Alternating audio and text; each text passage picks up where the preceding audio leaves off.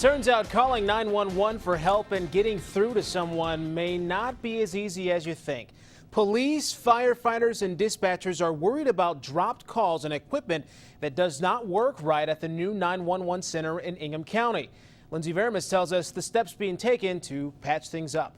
Since it opened in late June, Ingham County's 911 dispatch center has had its share of problems. You may recall the police and firefighters union sued to keep it from opening.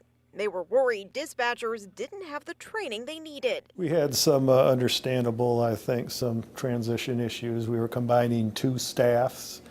We were moving two different staffs to work together into one building. Now, several months in, the glitches continue. Calling in and thinking a dispatcher had hung up on them when in essence the dispatcher couldn't hear them, to the fact that calls have been dispatched, I don't want to use the word incorrectly, but not following a certain protocol. Council member Carol Wood says it's not the operator's fault, but the city needs to ask questions. I think they are trying the very best they can. They're frustrated by not having the equipment work the way it should. Anytime you switch to a new system, a computer system, a CAD system, there are going to be issues in any computer system. Everybody knows that.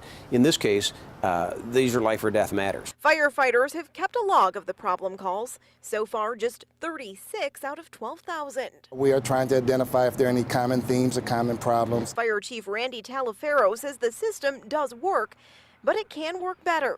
County and city leaders say they're committed to finding out how. All of this apparatus is dependent. It all runs through the linchpin of the 911 system.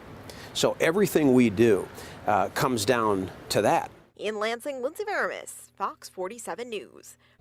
The task force has just started looking at these issues, though the mayor wants a report back in several weeks. The Ingham County Board of Commissioners runs the call center. It's funded by county tax dollars.